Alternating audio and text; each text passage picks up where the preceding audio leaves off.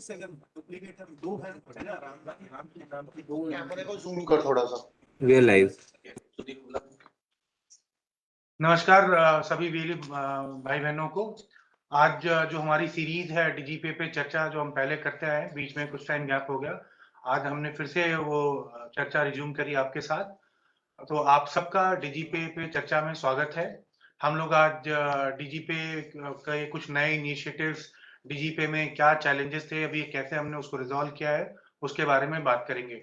सबसे पहले हम लोग एक प्रेजेंटेशन है जिसको शेयर करेंगे और आप सबसे एक निवेदन है कि आप सब लोग उसको ध्यान से देखें और आपके जो विचार हैं, जो सुझाव हैं, फीडबैक्स हैं, आप कमेंट सेक्शन में शेयर करें। हमारी टीम आपके जितने भी फीडबैक कमेंट्स है उसको नोट करेगी, साथ ही साथ उस पर रिस्पॉन्ड भी करेगी।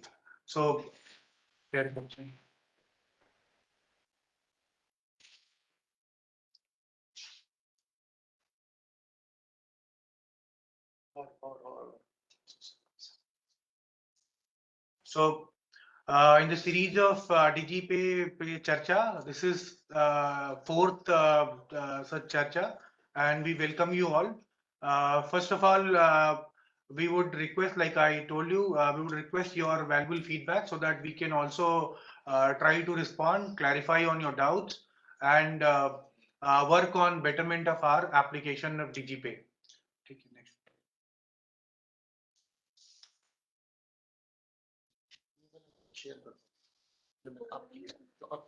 So डीजीपे में जैसा कि आप लोग जानते हैं 5 सर्विसेज हैं।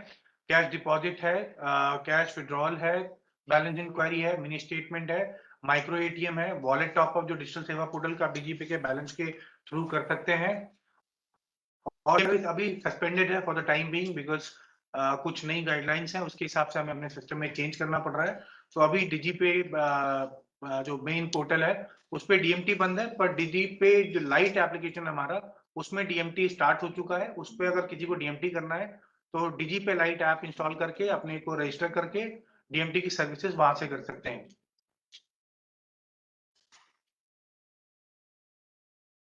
जैसा कि आप सबको पता है डीजीपे में एईपीएस की सर्विसेज हैं, आप सबको पता है उसमें चल रही हैं।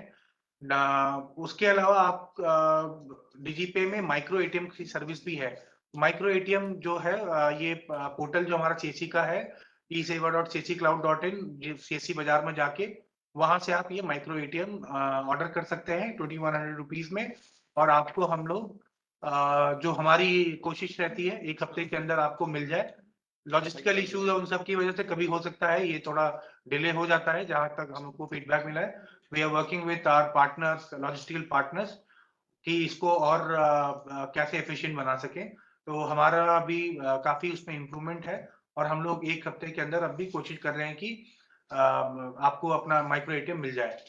माइक्रो एटीएम में ट्रांजैक्शन कैसे करते हैं, ऑर्डर का आपको प्रोसेस बताया हमने। एक्टिवेशन के लिए माइक्रो एटीएम सर्विस 2 ऐप है जो डीजीपे में आप काम करते हैं, उसको आपको इंस्टॉल करना पड़ता है आपके मोबाइल फोन में, और आपका जो पिन पैड है, जो पिन पैड मतलब कि आपका जो माइक्रो एटीएम है, वो आपको अपने डिवाइस के साथ पेयर करना होता है ब्लूटूथ के थ्रू। ट्रांजैक्शंस अभी इसमें 2 तरीके की होती हैं, बैलेंस इंक्वायरी और कैश विड्रॉल।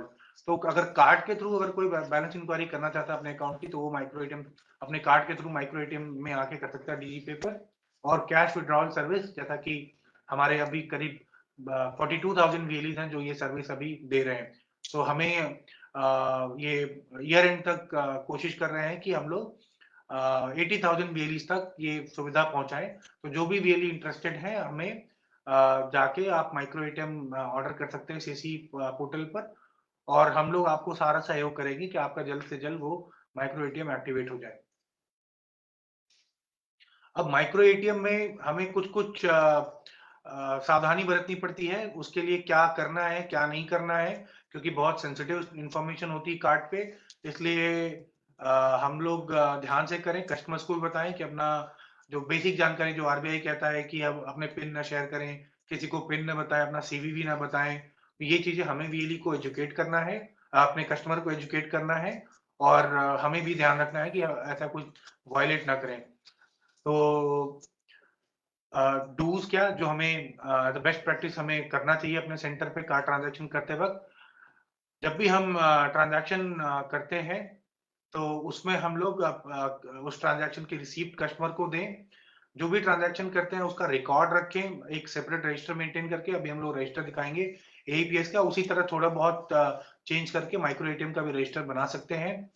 अपने रजिस्टर में जब बीएलई ट्रांजैक्शन करता है तो एज अ एक्नॉलेजमेंट उसका अपने रजिस्टर पर सिग्नेचर भी लेके उसने कैश रिसीव कर लिया आपके साथ। जब माइक्रो एटीएम ऑर्डर करते हैं तो सबसे एक रिक्वेस्ट है कि आप हमेशा अपना सही नाम और पता और सही पिन कोड डालें। क्या होता है, बहुत सारे जो बिजली हमारे ऑर्डर करते हैं, पिन कोड गलत होने की वजह से, नंबर गलत होने की वजह से या पता सही नहीं होता, उस वजह से माइक्रो एटीएम डिलीवर नहीं होता और हमारे पास रिटर्न आ जाता है। फिर हमारे पास क्वेरी आती है या फिर हम कॉल करके कंफर्म करते हैं तो उसमें 15-20 दिन आपके खराब हो जाते हैं। तो कोशिश करें कि आप इसको ध्यान में रखें जब आप माइक्रो एटीएम ऑर्डर कर रहे हैं, और ऐसा करने से आपको 1 हफ्ते के अंदर माइक्रो एटीएम आपका मिल जाएगा और आप काम शुरू कर सकते हैं। माइक्रो एटीएम जो है एक, देखिए कुछ सिक्योरिटी गाइडलाइंस है हमारे जो रेगुलेटर है फाइनेंशियल सेक्टर में, उनका कुछ माइक्रो एटीएम का जो सिक्योरिटी गाइडलाइंस है उसमें अगर कुछ डैमेज होता है, कुछ अगर हम डेलिकेटली नहीं हैंडल करते हैं जो डिवाइस है, मान लीजिए गिर गई कुछ या सर्टेन वाइब्रेशन लेवल होता है उसमें, तो माइक्रो एटीएम अपने आप को टेम्पर कर लेती है, मतलब उसको अपने आप को ब्लॉक कर लेती है, आप कुछ नहीं कर पाएंगे। फिर उसको हमें वापस आपसे मंगा के और बैंक को भेजना पड़ता है उसे दोबारा की इंजेक्शन या उसको रीसेट करने के लिए। तो कोशिश करेंगे इसको डेलिकेटली हैंडल करें। जो एक मिसकंसेप्शन है लोगों के अंदर, जो एक मिसकम्युनिकेशन हुआ है, वो ये कि ये बार-बार खराब हो जाता है। पिट टेम्पर्ड, ये जो टेम्पर्ड होती है डिवाइस, वो टेम्पर्ड तभी होती है जब उसके साथ कोई छेड़छाड़ होती है। अगर ये डिजीपे में मैप करके दी गई है और किसी बैंक के सिस्टम में आप करेंगे तो इसका मतलब आप जो सिक्योरिटी गाइडलाइंस है उसको ब्रीच कर रहे हैं, और इस वजह से आप वो मशीन अपने आप को टेम्पर्ड कर लेती है, अपने आप को ब्लॉक कर लेती है। उसी तरह आपने उसको सही से हैंडल नहीं किया, उसको गिरा दिया, तो तब भी अपने आप को टेम्पर कर लेती है, ताकि कोई डेटा लॉस या कुछ तरह का ऐसा ना हो। तो ये सब सिक्योरिटी रीजंस की वजह से टेम्परिंग होती है। तो आप कभी भी इस तरह की एक्टिविटी ना करें जिससे मशीन आपकी खराब हो और आपका नुकसान हो। और एक जो इम्पोर्टेंट बात आपसे कहनी थी, बहुत लोग ऐसा होता है कि अपनी आईडी से ऑर्डर ना करके अपने किसी फ्रेंड जो वीएलई है उनके थ्रू ऑर्डर करते हैं, या अपने किसी और घर में अगर किसी और के नाम से सीएससी है, या किसी भी तरीके से अगर दूसरे नाम से ऑर्डर करते हैं, तो जैसा कि आपको पता होगा, हमेशा जिस नाम और वीएलई आईडी से ऑर्डर होता है माइक्रो एटीएम, हम लोग उसी से मैपिंग करके भेजते हैं। तो ये डिलीवर होने के बाद फिर यूज नहीं कर पाते हैं आप, और हम आपकी कंप्लेन आती है कि हमने तो किसी और की आईडी से ऑर्डर किया था। तो प्लीज ऐसा ना करें ताकि आपको परेशानी ना हो। अब क्या हमें अवॉइड करना चाहिए माइक्रो एटीएम के इसमें, तो जैसा अभी मैंने बताया, अपनी सीएससी आईडी से ही ऑर्डर करें। अपना कार्ड नंबर जब भी है कस्टमर का, ना उसको स्टोर करें, ना सेव करें, ना उसका कार्ड नंबर कहीं नोट करें, ना उसकी इमेज कैप्चर करें। कस्टमर से आप पिन ना पूछें।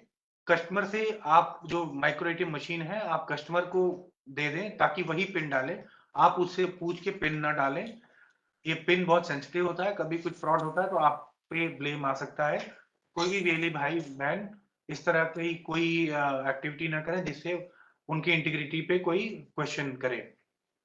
अगर आपको ट्रांजैक्शन ब्लैंक मिलता है एटीएम में, तो उसके लिए 24 घंटे का इंतजार करें, क्योंकि स्टेटस अपडेट होता है बैकएंड पे। स्टेटस 24 घंटे के अंदर अपडेट हो जाता है। अगर नहीं होता है तो उस केस में 24 घंटे बाद ही कोई चार्जबैक या आर्बिट्रेशन या कोई डिस्प्यूट रेज करें।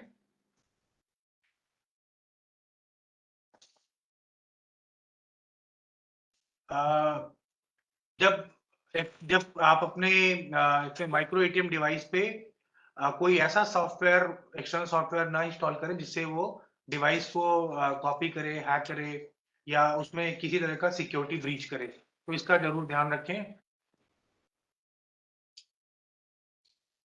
अपना जो डिवाइस है किसी और को यूज करने के लिए ना दें, क्योंकि आपके डिवाइस की जिम्मेदारी आपकी है।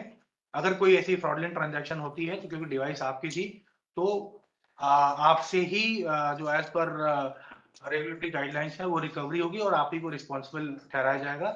इसलिए इसका प्रिकॉशन बरतते हुए आप किसी को अपना डिवाइस शेयर न करें, अपने किसी दोस्त को, अपने किसी ऑपरेटर को यूज करने के लिए। नेक्स्ट।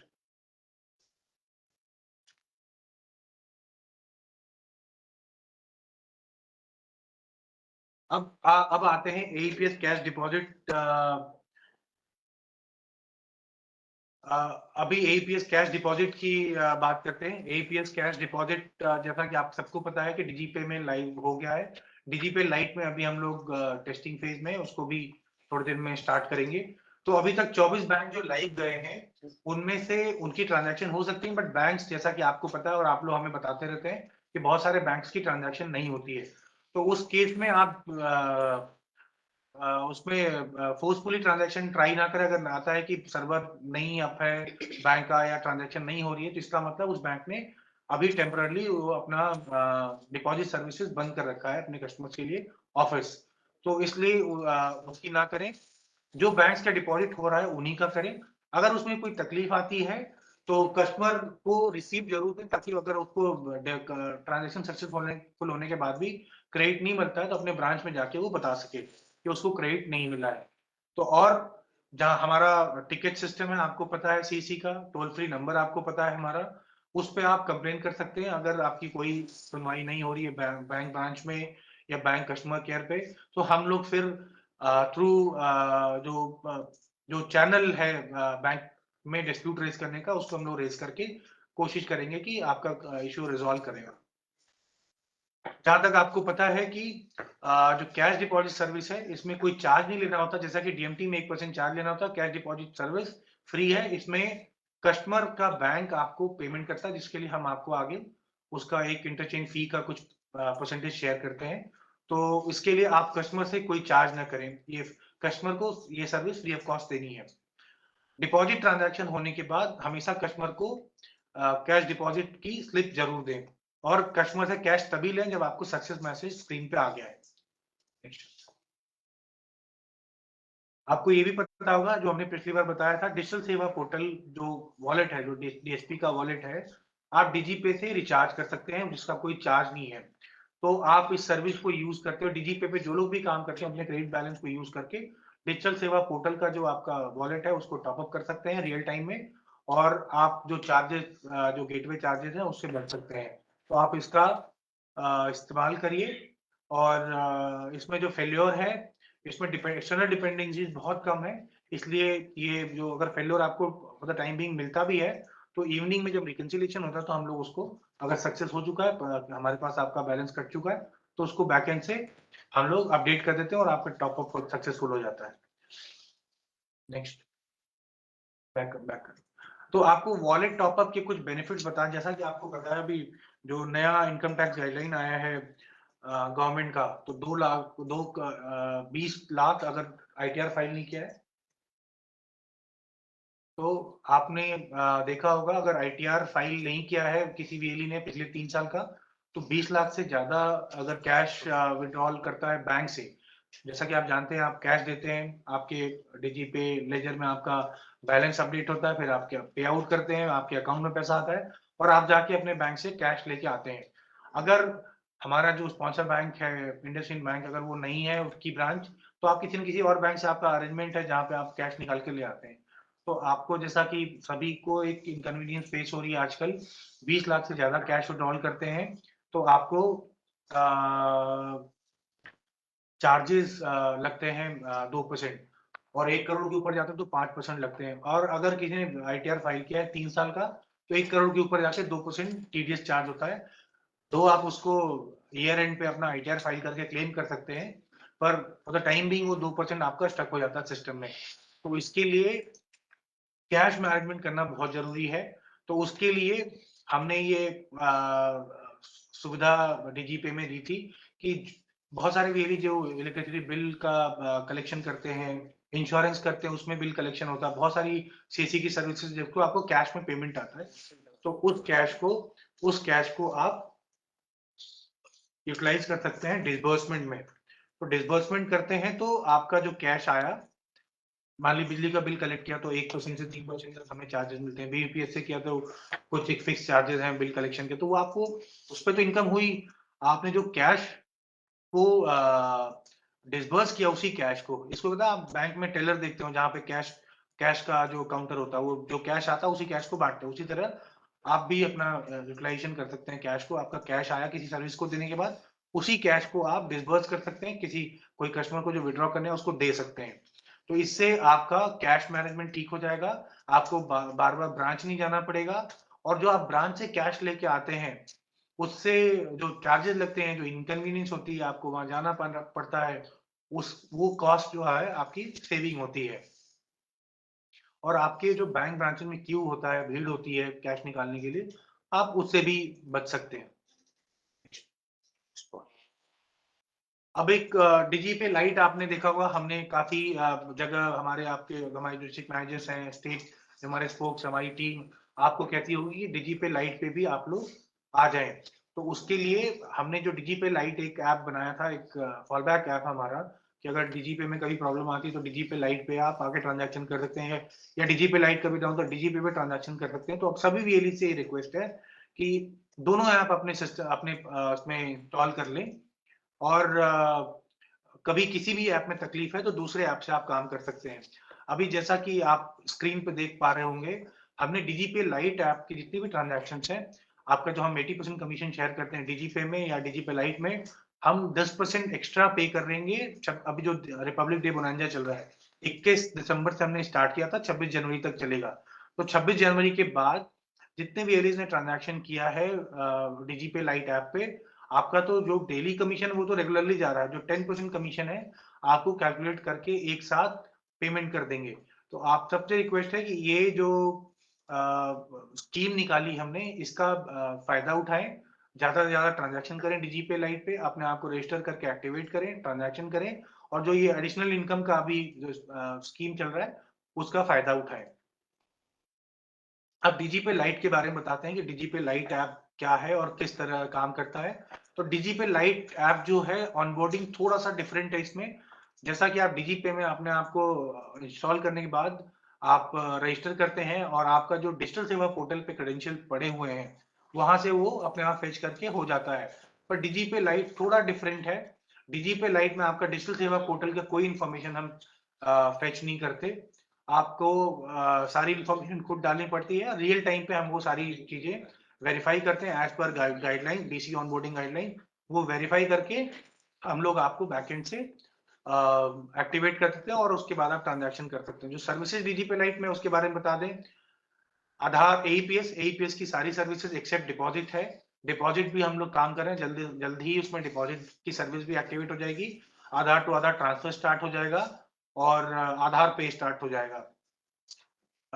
डीएमटी है, डीएमटी काफी अच्छा फीडबैक हमें वीएलईज से मिला, जिन वीएलईज ने यूज किया है, और जो एक्सपीरियंस है वो काफी इंकरेजिंग है जो वीएलईज का जो हमें मिल रहा है।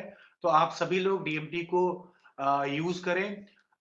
इससे जो भी मल्टीपल सर्विसेज हैं, तो जितनी सर्विसेज आप डीजीपे करेंगे उसमें आपका कैश मैनेजमेंट ठीक होगा, और इसमें आपको फायदा होगा। डीजीपे का आपको पता है, डीएमटी का उसका आपको कमीशन भी ज्यादा मिलता है, तो उससे आपकी इनकम भी बढ़ती है। माइक्रो एटीएम सर्विस भी डीजीपे लाइट पे है। इसका भी काफी अच्छा रिस्पांस मिला हमें वेली से, कि जिन्होंने माइक्रो एटीएम डीजीपे लाइट पे किया है उनका काफी स्मूथ चल रहा है। तो आप भी जिन्होंने माइक्रो एटीएम लिया है, डीजीपे पे एक्टिवेट कर लिया है, डीजीपे लाइट पे भी एक्टिवेट कर लें। अगर डीजीपे में कोई परेशानी आए तो डीजीपे लाइट में कर लें, डीजीपे लाइट पे अगर कोई परेशानी आती है तो डीजीपे में कर लें, काम आप उससे कर सकते हैं। सो ये जो सुविधा है ये भी अपने दोनों ऐप पे स्टार्ट कर लीजिए। डीजीपे लाइट पे उन्हीं माइक्रो एटीएम को हम अलाउ करेंगे जो डीजीपे पे पहले एक्टिवेट हो चुके हैं, तो इसका प्लीज ध्यान रखेंगे। मिनी स्टेटमेंट सर्विस जो डीजीपे में है, डीजीपे लाइट में भी है, बैलेंस इंक्वायरी है, और यूपीआई भी हमने स्टार्ट कर दिया है डीजीपे लाइट पे। आप यूपीआई के थ्रू अपने सर्विसेज जो आप डिलीवर करते हैं कस्टमर को, प्रोडक्ट भी डिलीवर करते हैं, आप अगर कोई यूपीआई के थ्रू पेमेंट करना चाहता है तो डीजीपे लाइट ऐप में वो भी सुविधा है, आप पेमेंट एक्सेप्ट कर सकते हैं। जो नई सर्विसेज आने वाली हैं डीजीपे लाइट में है वो आधार पे और कैश डिपॉजिट। तो ये हम लोग कोशिश करें 31 मार्च तक इसको स्टार्ट कर लें।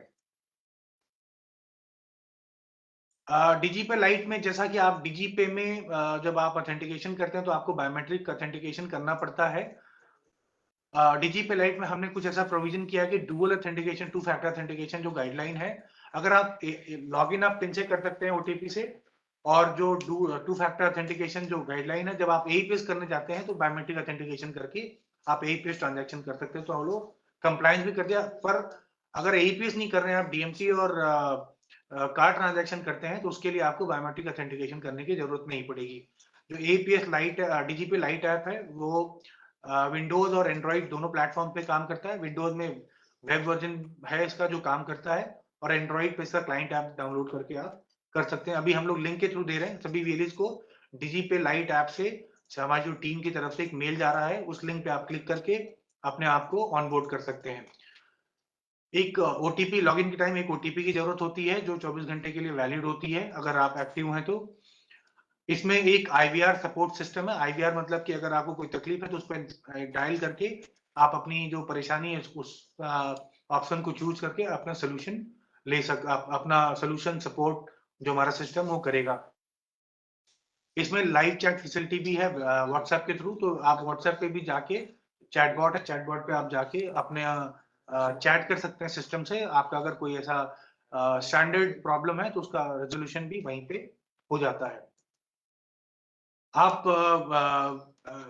इसमें डुअल वॉलेट है, आप दोनों वॉलेट से काम कर सकते हैं, डीएमटी वॉलेट और ट्रांजैक्शन वॉलेट। ट्रांजैक्शन वॉलेट में आपका जितना कार्ड और एईपीएस की ट्रांजैक्शन सेटल होती है, बट अगर कहीं भी किसी वॉलेट में फंड की जरूरत हो तो एक वॉलेट से दूसरे वॉलेट में फंड ट्रांसफर कर सकते हैं और ट्रांजैक्शन कर सकते हैं। इसमें आप मल्टीपल अकाउंट भी कर सकते हैं, प्रोवाइडेड कि वो आपका अकाउंट हो और सक्सेसफुली वैलिडेट हुआ हो। और इसमें जो कमीशन हम देते हैं क्रेडिट, वो रियल टाइम पे देते हैं।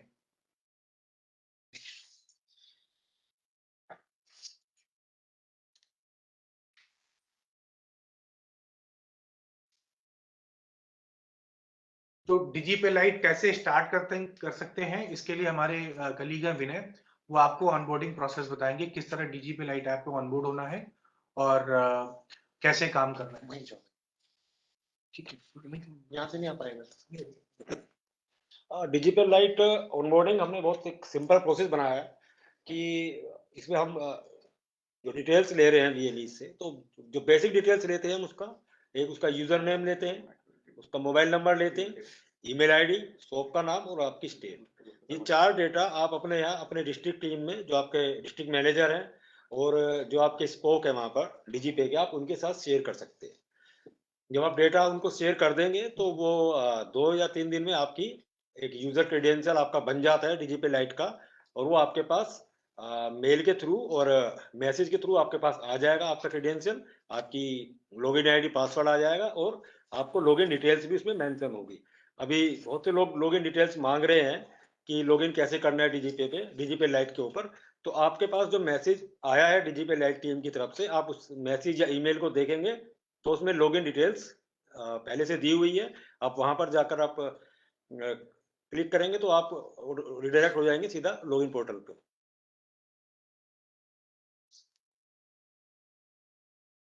ठीक है, जब आपके पास लॉगिन डिटेल्स आ जाएगी तो आप लॉगिन करने के लिए आप कैसे जाएंगे, तो ये इस तरह का आपका मोबाइल पे जब आप करेंगे, ऐप डाउनलोड कर लेंगे तो इस तरह का इंटरफेस आएगा। उसमें आपको अपनी लॉगिन आईडी डालनी है, पासवर्ड डालना है और फिर ओटीपी के लिए प्रोसीड करना है। एक एमपिन आपके मोबाइल पर जाएगा, आप उस एमपिन को डालेंगे।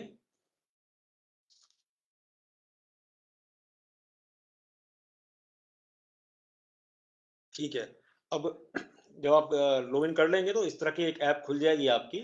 उसमें आपको केवाईसी करना होगा। सबसे पहले आपको केवाईसी करना होगा। अभी बहुत से हमारे यूजर्स हैं जिन सबकी क्रेडेंशियल बन चुके हैं पर उन्होंने अभी तक केवाईसी नहीं करी है। और आपको बता दें, जब तक आप केवाईसी नहीं करेंगे आप कोई भी सर्विस नहीं कर पाएंगे। तो सभी से मेरा अनुरोध है, जिन लोगों की डिजिटल लाइट की आईडी बनी गई है वो सब लोग अपनी केवाईसी कीजिए, क्योंकि जिस समय हम आपको ऑनबोर्डिंग करते हैं आपसे हम कोई डिटेल नहीं लेते, हम सिर्फ आपकी बेसिक डिटेल्स लेते हैं। तो केवाईसी के समय हम आपसे आपका आधार और आपके पैन की डिटेल लेते हैं, वो अपने यहाँ से वेरीफाई होती है। तो इसलिए आपको सबसे पहले केवाईसी के लिए जाना होगा। सबसे पहले हम अपना मोबाइल नंबर वेरीफाई करेंगे। अपना मोबाइल नंबर डालेंगे, एक ओटीपी आपके मोबाइल के ऊपर आएगी, आप उसको वेरीफाई करेंगे। मोबाइल वेरिफिकेशन के बाद आप अपना ईमेल आईडी वेरिफिकेशन करेंगे। आप अपनी ईमेल आईडी डालेंगे, ईमेल के ऊपर एक ओटीपी आएगी, आप उसको वेरीफाई करेंगे। इस तरह का एक वेलकम पेज आएगा। अब आपको पैन वेरिफिकेशन करना है। पैन वेरिफिकेशन के समय हमें अपना पैन का जो फ्रंट का पेज, जो फ्रंट साइड होती है, वो आपको लानी है, उस पे उसकी फोटो क्लिक करनी है। इसी तरह हम आधार का करेंगे, आधार का फ्रंट और आधार का बैक। एक चीज हमें ध्यान रखनी, जिस समय हम वेरिफिकेशन करते हैं, अपना केवाईसी करते हैं, तो जो हम एड्रेस अपने आधार में डालते हैं, वही एड्रेस से हमें अपनी एक जो शॉप की फोटो लगती है और एक अपनी सेल्फी हम खरीद लेते हैं इसमें, तो वो ध्यान रखना है कि वो उसी लोकेशन पे होनी चाहिए, वही जियो टैगिंग होनी चाहिए उसकी। क्योंकि होता क्या है कि आपने आधार लगाया है गाजियाबाद का और आप कर रहे हैं लखनऊ से, तो वो नहीं होगा। आपको केवाईसी उसी लोकेशन से करनी होगी जिस लोकेशन पे आपने आधार दिया हुआ है। तो एक लाइव फोटो लेंगे, फिर अपनी शॉप की एक फोटो डालेंगे। तो जिस तरह शॉप की फोटो डालेंगे, तो ये हमें ध्यान रखना है हम उसी लोकेशन से करें। दूसरा, बहुत से लोगों को इसमें दिक्कत आती है कि हम नहीं का फोटो नहीं ले पा रहे हैं। तो आपको ये ध्यान रखना कि इस समय हम मोबाइल से केवाईसी करें। ध्यान रखें मोबाइल से ही करें, क्योंकि सिस्टम से करेंगे तो सिस्टम से आपको केवाईसी करने में दिक्कत होगी, क्योंकि अब फोटो जो आप शॉप की फोटो लेंगे तो सिस्टम आप नहीं भाड़े जा पाएंगे, लैपटॉप से भी करने में बहुत दिक्कत होती है। तो हम सभी अपने यूजर्स को भी यही बोलते हैं कि जिस समय केवाईसी करें तो केवाईसी एक बार मोबाइल से कर लें, क्योंकि आपको दुकान की फोटो खींचने में आसानी होगी और अपनी सेल्फी लेने में भी आसानी होगी। कुछ बेसिक डिटेल्स होती है इसमें जो आप डाल देंगे, और उसके बाद जब आपकी केवाईसी हो जाएगी तो हमारी बैक एंड से टीम उसको वेरिफिकेशन कर देती है। तो अभी बहुत से यूजर्स आ रहे हैं कि हमारी केवाईसी पेंडिंग है। हमारी टीम केवाईसी कर रही है, वेरिफिकेशन कर रही है। फाइनेंशियल ट्रांजेक्शन्स करते हैं लोग, तो इसलिए उसको हम थोड़ा समय लगता है उसको करने में। तो थोड़ा वेट कीजिए, 2 दिन में 3 दिन में केवाईसी सबकी हो जाती है।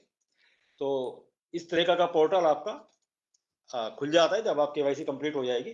तो अभी इसमें सर्विसेज आप देखेंगे तो सर्विसेज के अंदर AEPS, micro ATM, domestic money transfer, ये सब सर्विसेज आपकी आ जाएंगी। तो बीएमटी के बारे में हम थोड़ा बता दें, डोमेस्टिक मनी ट्रांसफर हम इसमें कैसे करते हैं। तो इस तरह का एक आपका पेज खुल के आएगा, तो आप डोमेस्टिक मनी ट्रांसफर के ऊपर क्लिक करेंगे। ठीक है, अब हमको जैसे हमें मनी ट्रांसफर करना है, तो सबसे पहले हमें उसमें अपना सेंडर की डिटेल डालनी होगी, उसका मोबाइल नंबर डालेंगे, कॉन्टैक्ट डिटेल नाम डालेंगे।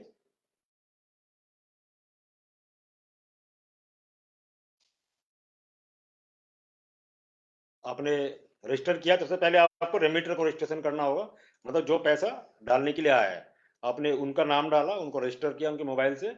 उसके बाद आप बेनिफिशियरी ऐड करेंगे जिसको हम पैसा भेज रहे हैं। तो बेनिफिशियरी ऐड करने के लिए हम उसका बेनिफिशियरी का नाम डालेंगे, उसका आईएफएससी कोड, उसकी बैंक की डिटेल्स डालेंगे।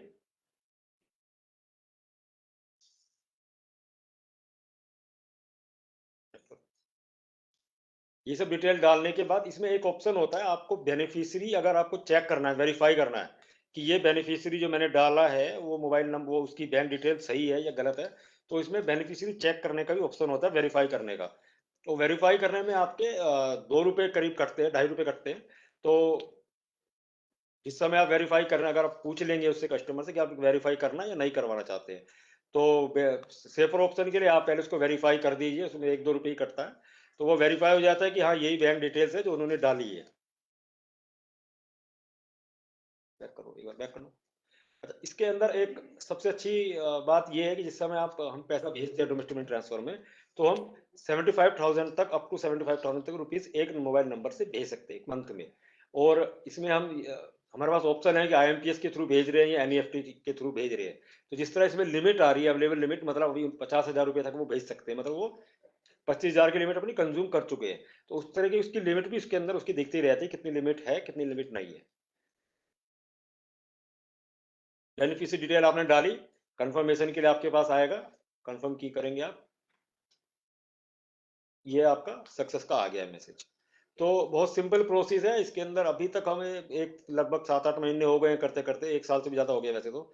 हमारे पास जो चांसेस है डिक्लाइन के, जो केसेस है बहुत कम है, मिनिमम केसेस आते हैं डिक्लाइन के। Dos on dos and don't के बारे में बात करें डोमेस्टिक मनी ट्रांसफर में, तो हमें सबसे पहले यही ध्यान रखना है कि इस समय हम बेनिफिशियरी डिटेल डाल रहे हैं वो करेक्ट डिटेल डालें। और सबसे बेस्ट मैंने आपको बताया कि जब आप डिटेल डालें तो एक बार उसको वेरीफाई करवा लें। वेरीफाई में 2 या 3 रुपए लगते हैं, तो वो वन टाइम होता है। एक बार आपका बेनिफिशियरी आपने वेरीफाई कर लिया है तो वो हमेशा के लिए वेरीफाई रहेगा। जितनी बार भी कस्टमर आएगा और वो पर्टिकुलर बेनिफिशियरी का नंबर डालेगा तो वो वेरीफाइड ही आएगा उसमें।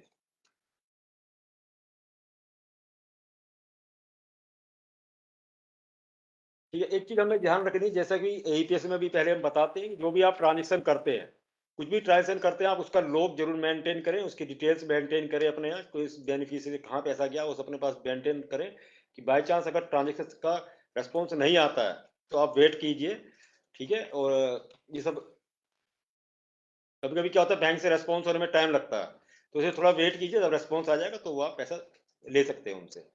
कभी भी किसी से ओवरचार्ज मत कीजिए। जो हमने 1% हम बोलते हैं 1% ही कस्टमर से लीजिए, कोई ओवरचार्ज नहीं कीजिए। और हमेशा ट्रांजेक्शन के बाद ट्रांजेक्शन रिसिप्ट दीजिए उनको। वही मैंने बताया 1% से ज़्यादा आप नहीं लेंगे। और अगर ट्रांजेक्शन फेल है तो आप डीएमटी के अगेंस्ट कोई कैश नहीं लेंगे कस्टमर। ठीक है, थैंक यू विनय। अच्छा, आप जी ये स्क्रीन पे दो पोस्टर दिख रहे होंगे आपको। एक तो ये कि अभी जो कुछ रीसेंट फ्रॉड्स हो रहे हैं एईपीएस में अक्रॉस द इंडस्ट्री, बहुत बहुत सारी जगह पे आ रहे हैं फ्रॉड। तो किसी तरह आप हमने देखा है कि हमारे वेली काम कर रहे हैं, ट्रांजैक्शन भी किया, बाद में कुछ ऐसे कस्टमर जो डिलिबरेटली कंप्लेन करते हैं, जानबूझ के कंप्लेन करते हैं। उन्हें सिस्टम में उनको लगता है कंप्लेन किया और किसी ने एक्सेप्ट नहीं किया, किसी ने इंक्वायरी नहीं करी तो एक्सेप्ट हो जाता है और उनको पैसे मिल जाते हैं। तो ऐसे लोगों पे कार्रवाई चल रही है, उनको हम पकड़ रहे हैं। बाकी बैंक भी है, रेगुलेटर भी है, वो देख रहा है कैसे कौन से ऐसे लोग हैं। पर इससे बचने का बहुत आसान तरीका है, हम लोग बार-बार मैसेजिंग करी है।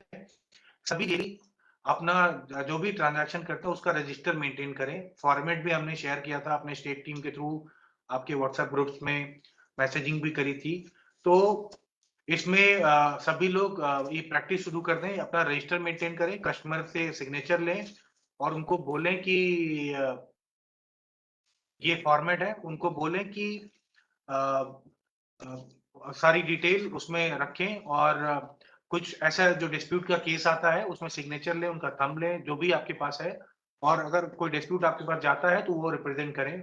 उससे हम लोग आपका जो डिस्प्यूट आया है आपके नाम पे कि आपके हमारे बीसी ने या हमारे वीएलई ने कैश नहीं दिया ट्रांजैक्शन के बाद, हम उसको डिफेंड कर सकते हैं। हमारे पास एक प्रूफ होगा और वो काफी हेल्पफुल हम हमारे लिए और आपके लिए, दोनों के लिए रहेगा। एक फॉर्मेट है।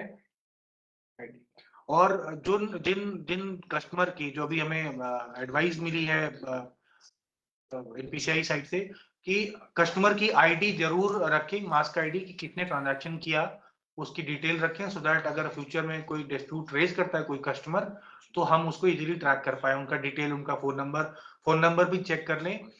दूसरी रिक्वेस्ट ये है कि जब एईपीएस ट्रांजैक्शन करते हैं तो कस्टमर को कहें कि फिजिकल आधार लेके आए। कस्टमर आप फिजिकल आधार पे उनकी फोटो जरूर मैच कराएं कस्टमर को वेरीफाई करने के लिए और ट्रांजैक्शन करें। अभी जो देखा गया है कि बहुत सारे लोग आते हैं, आधार नंबर बता देते हैं और ट्रांजैक्शन कर ले जाते हैं।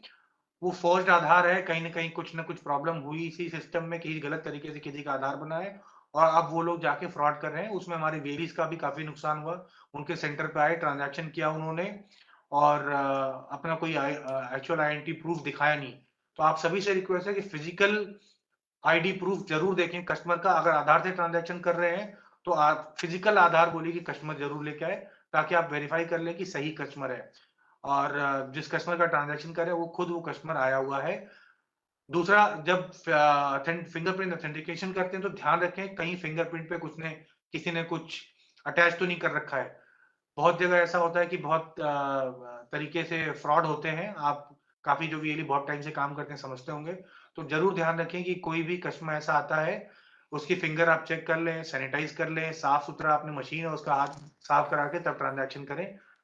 और अपने आप को ऐसे फ्रॉडलेंट जो लोग हैं अभी मार्केट में, जो अभी क्योंकि उनकी वजह से बहुत फ्रॉड बढ़े सिस्टम में, उनसे आप बच सके। ये जो फॉर्मेट देख रहे हैं, ट्रांजैक्शन सीरियल नंबर आप देखिए, ट्रांजैक्शन डेट RRN नंबर हर ट्रांजैक्शन का जो जनरेट है वो रखें, अमाउंट कितने का था, आप मास्क आधार रखें या ATM का मास्क वो रखें, लास्ट के 4 डिजिट मास्क करके रखें। कस्टमर का मोबाइल नंबर जरूर रख लें ताकि अगर कुछ प्रॉब्लम होती है तो कस्टमर को कांटेक्ट किया जा सके, और उसका नाम लिखवा के उसे सिग्नेचर जरूर करा लें कि उसको कैश मिल गया है। तो ये प्रैक्टिस सबको फॉलो करनी है। आगे से जो भी हमारे पास फ्रॉडलेंट कंप्लेंट्स आती हैं या चार्जबैक्स आते हैं, इसके लिए ये डिटेल हम आपसे जरूर मांगेंगे। तो इसके लिए हमेशा आप रखें, आप अपनी भी सहायता करेंगे, हमारी भी सहायता करेंगे डिस्प्यूट हैंडल करने में। सो ये सबसे सभी हमारे वीएलई भाई बहनों से रिक्वेस्ट है कि ये प्रैक्टिस आज से ही शुरू कर दें अगर नहीं किया है तो। अब डूज एंड डोंट्स बहुत सारे बताए, ये आप सबको पता है। कुछ चीजें मैं बता देता हूं, जैसा अभी बताया कि जब ट्रांजैक्शन करें अपनी डिवाइसेस साफ रखें, उसको सैनिटाइज करें। कोविड फिर से कहीं कहीं अभी आने लग गया है। आधार जो कस्टमर से है फिजिकल कॉपी देख के ट्रांजैक्शन करें, अगर कोई आधार नहीं दे रहा तो VID उससे पूछें, पर उससे जरूर चेक करें कि उसका डिटेल उसके आधार पे उसका VID सब कुछ दिख रहा है। कस्टमर का नाम, कस्टमर का जो अकाउंट है उसके आधार से सीड होना चाहिए, वो ट्रांजैक्शन उसी से हो सकती है। अननेसेसरी अपना टाइम और अपना ट्रांजैक्शन बर्बाद ना करें। हमेशा कस्टमर को पता करें उनका कौन सा अकाउंट सीडेड है, किस बैंक में है, और तभी ट्रांजैक्शन करें। जब ट्रांजैक्शन करें तो ये इंश्योर करें कि आपके सिस्टम में आपका बायोमेट्रिक ढंग से लगा हुआ है, नहीं तो फेलियर बढ़ता है तो आपके सिस्टम में भी वो इकट्ठा होता जाता है, और अगर कोई ट्रांजैक्शन आपको ढूंढनी है किसी वजह से तो आपको मिलती नहीं है, फिर आप लोग कंप्लेन करते हैं और हम लोग ढूंढ के आपको बताते हैं। तो उससे बचने के लिए ऐसी ट्रांजैक्शन जिसमें आप श्योर नहीं सक्सेसफुल होगी नहीं होगी, ऐसी ट्रांजैक्शन ना करें। पहले इंश्योर कर लें कि कौन सा अकाउंट लिंक्ड है कस्टमर का आधार से, और तभी ट्रांजैक्शन करें।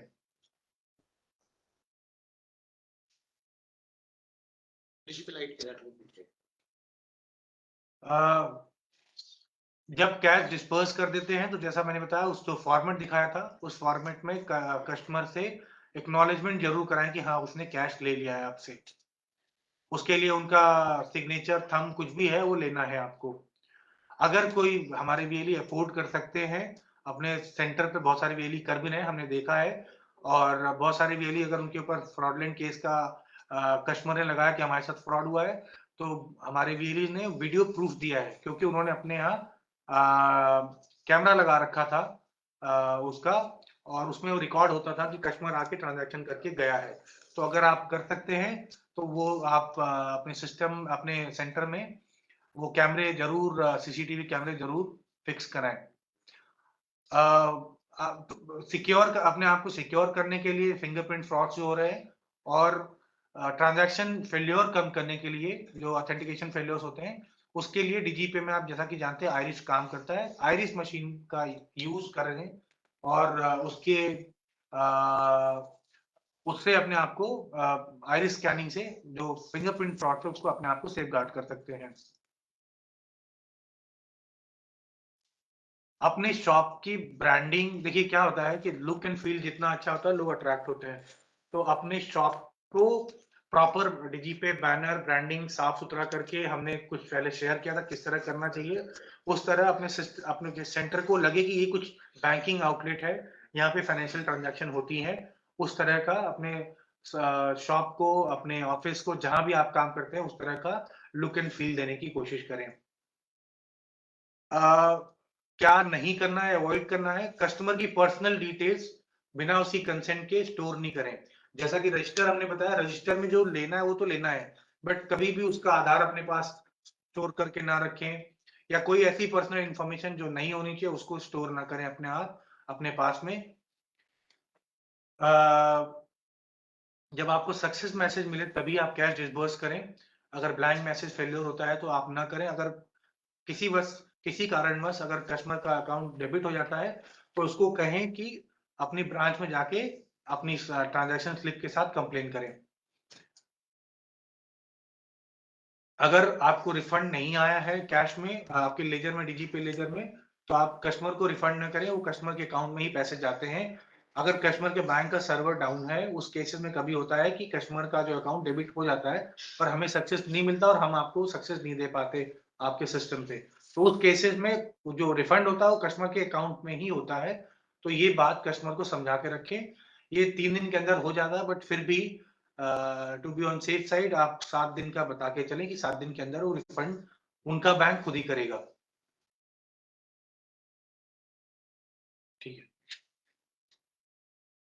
अब हमें एनपीसीआई जैसा कि हमें बहुत सपोर्ट करता है, हमें एनकरेज करता है ट्रांजैक्शंस के लिए, और हमारी जो कुछ परेशानी होती है जो आप हमें बताते हैं, हम एनपीसीआई को करते हैं, उसको बहुत सीरियसली लेके रिजॉल्व करने की कोशिश करता है।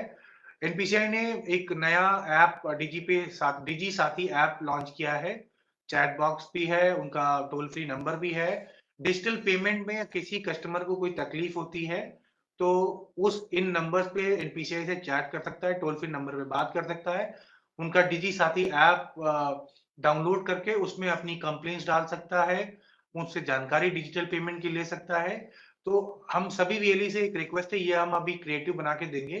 सभी वीएलई जो लोग डीजी पे करते हैं अपने सेंटर पे ये कहीं बैकग्राउंड में लगा दें, सो दैट आपके यहाँ जो लोग हैं वो अवेयर रहें डिजिटल ट्रांजैक्शन, डिजिटल पेमेंट्स के बारे में, और किसी फ्रॉडलेंट एक्टिविटी से अपने को सेफगार्ड कर सके, अपने को बचा सके, क्या नहीं करना चाहिए, क्या करना चाहिए, वो सब चीजें इस पे जानकारी मिलेगी। नेक्स्ट, ये उनका ऐप है डिजी साथी ऐप।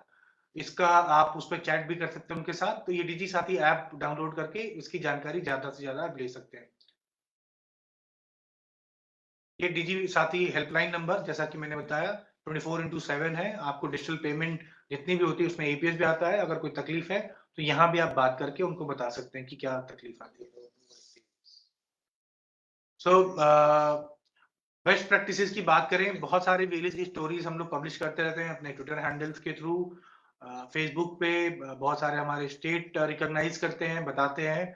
तो जो बेस्ट प्रैक्टिसेस है, बहुत सारे वीएलई कुछ कुछ ऐसा करते हैं जैसे उनके सेंटर पे फुटबॉल बढ़े, उसके लिए और वो फाइनेंशियल सर्विसेज डीजीपे के थ्रू कर पाए, कैश मैनेजमेंट ठीक से कर पाए। इसके लिए आप हमारा ट्विटर हैंडल, हमारा फेसबुक पेज फॉलो करें। उस पर आप देखेंगे हम लोग ऐसी जो बेस्ट प्रैक्टिसेस हैं वो शेयर करते रहते हैं। तो उससे आपको भी क्लू मिलेगा और आप को अच्छे जो है उसको अपने यहाँ रेप्लिकेट कर पाएंगे। अब बेस्ट प्रैक्टिस में ब्रांडिंग है। बहुत लोगों ने अच्छी ब्रांडिंग कर रखी, साफ सुथरा रख रखा अपने सेंटर को, एक बैंकिंग आउटलेट जैसा लुक दे रखा है ताकि लोग वहां पे अपने आप को वो समझ पाए कि यहाँ पे बैंकिंग सर्विसेज दी हैं। एक स्टैंडर्ड जो बैंकिंग सर्विसेज देने का बैंक्स ने सेट रखा, प्राइवेट बैंक्स ने कर रखा है, वो मैच करते हैं और एक अच्छा एम्बियंस मिलता है कस्टमर्स को अपना आप सर्विसेज अवेल करने के लिए। सर्विसेज की बात करें तो सर्विसेज अगर आप अच्छी देते हैं, जैसा कि मैंने पिछली बार बताया था, हमारे कुछ वेलीज हैं जो बहुत अच्छा काम कर, उन्होंने काउंटर बना रखे हैं। बहुत सारे वीएलीज हैं जो कस्टमर्स का फोन नंबर उनके पास, कस्टमर्स पहले ही पूछ लेते हैं उनके पास कैश है क्या, कितने बजे आए, बता देते हैं इतने बजे आए। तो उनको अननेसेसरी हैसल नहीं होता, कस्टमर आता है आराम से बैठता है, ट्रांजैक्शन करता है। बहुत सारे वेलीज ने पानी की गर्मियों में, जैसे राजस्थान में देखा, एमपी में या नॉर्दर्न पार्ट में गर्मियों में बहुत गर्मी होती तो प्याऊ की व्यवस्था कर रखी है। वीएली जिन्होंने कुछ अच्छी सर्विसेज देते हैं, ठंडियां हैं तो लोगों को चाय पानी की व्यवस्था कर रखी है, आके थोड़ा सा लोग कंफर्टेबल फील करें। अलाव जला रखा है गांव में, लोग आके बैठे बात करें। तो ये जो लोग आते हैं बैठते हैं आपकी सर्विसेज के बारे में जानते हैं, तो ये फाइनेंस डीजी पे ही नहीं, आपकी और भी बहुत सारी सर्विसेज है जिसके बारे में आप उनके चर्चा कर सकते हैं, उनको बता सकते हैं। और जब उनको पता चलेगा तो आपको पास वो सर्विसेज के लिए आएंगे। डिजिटल सेवा पोर्टल रिचार्ज, जैसा कि मैं बताया, कैश मैनेजमेंट के लिए अगर आपका बैलेंस है तो आप जाके अकाउंट से जो आप डिजिटल सेवा पोर्टल रिचार्ज करते हैं कुछ चार्जेस लगते हैं गेटवे के। अगर आप डिजी पे से करते हैं तो दैट इज टोटली फ्री, आपको कहीं जाना नहीं है, आपका बचत होती है गेटवे चार्जेस से, इंस्टेंट रिचार्ज होता है, फेल्योर बहुत कम है। तो इसको यूज करें, डिजी पे जो वॉलेट टॉप वाला सर्विस है। कैश जो आता है दूसरी सर्विसेज से, बहुत सारे वीएलई जो ऐसी सर्विसेज देते हैं जिससे उनको कैश इन्फो होता है, उस कैश को वो लोग डिसबर्स करते हैं, सो दैट कैश मैनेजमेंट उनका ठीक होता है, उनको बार बार ब्रांच में जाना पड़े, जैसा कि मैंने अभी पहले भी बताया। जहां बहुत सारे वीएलई ऐसे हैं जो लोकल ब्रांचेस में अपनी रिलेशनशिप है, हमसे सर्टिफिकेट लिया उन्होंने, वीएलई हैं जो दिया गया था, हमने उन वीएलई जगह जेन्युइनली काम करे तो उन वीएलई को सर्टिफिकेट भी दिया, वो ले जाके ब्रांच से उन्होंने एज अ बीसी एग्जामिशन लिया हुआ है। ब्रांचों ने बहुत जगह दिया हुआ है, तो उनको जो टीडीएस का इशू है वो अपने आप रिजॉल्व होगा। तो ये जो प्रैक्टिसेस है जो हमें पता चलती फील्ड से हम आपके साथ शेयर करते हैं, आपको एडवाइस करते हैं आपको क्या करना चाहिए, तो आप सभी फॉलो करें इसको। एक और चीज बताना था आपको, अभी कुछ क्वेरीज आ रही थी हमारे कमेंट सेक्शन में। तो रजिस्ट्रेशन कैसे है, अभी ओपन रजिस्ट्रेशन नहीं है।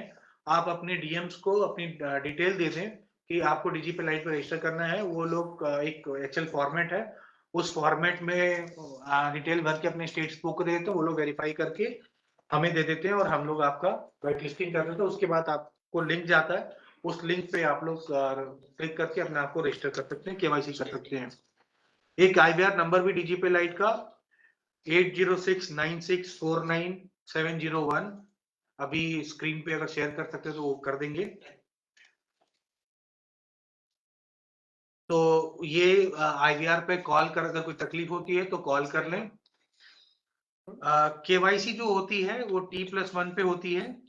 और ये जो यूपीआई हमने शुरू किया है, हमें पता चला है कुछ वीएलई डीएमटी ट्रांजैक्शन के यूपीआई से पेमेंट लेते हैं, तो ऐसे लोग करेंगे तो हम उनका यूपीआई डिसेबल कर देंगे। क्योंकि अगर कोई कस्टमर यूपीआई कर सकता है तो वो डीएमटी की उसे जरूरत नहीं है। ये डीएमटी हमारे उन कस्टमर उस सेगमेंट के लिए है जो लोग अर्बन एरिया में काम करते हैं या कहीं माइग्रेंट लेबर की तरह काम करते हैं, उनको अपने घर वालों को पैसा भेजना पड़ता है, तो कैश लेके आते हैं, कुछ फी पे करते हैं और ट्रांजैक्शन करते हैं। अगर यूपीआई कर लेते होंगे तो उन्हें हमारी जरूरत नहीं होगी। तो डीएमटी के लिए यूपीआई कोई लेता है तो वो कहीं ना कहीं हमें उस पर सस्पिशन होता है और इसलिए हम लोग उसको ब्लॉक करने के प्रोसेस में जो ऐसा करेगा। आईवीआर नंबर अभी स्क्रीन पे दिखा रहा है, आप नोट कर लें। और कोई भी तकलीफ होती है डीजीपी लाइट में, इस आईवीआर पे कॉल कर सकते हैं। इसमें भी शेयर कर दिया। आप सभी लोग ये आईवीआर नंबर नोट कर लें।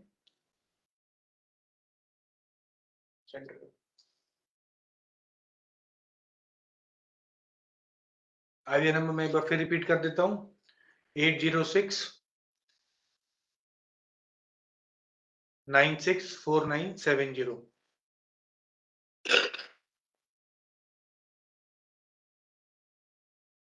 ये सभी लोग नोट कर लें डीजीपे लाइट पे इस आईवीआर के थ्रू। डीजीपे का आपको टोल फ्री नंबर आपको पता है, आप सीएससी टोल फ्री नंबर पे कॉल करके, और हमने एक अभी नया शुरू किया है डीजीपे का टेक्निकल हेल्प डेस्क, वो उसका हमने अपने ट्विटर के थ्रू सीएससी एसपीवी के थ्रू आपके साथ गया होगा।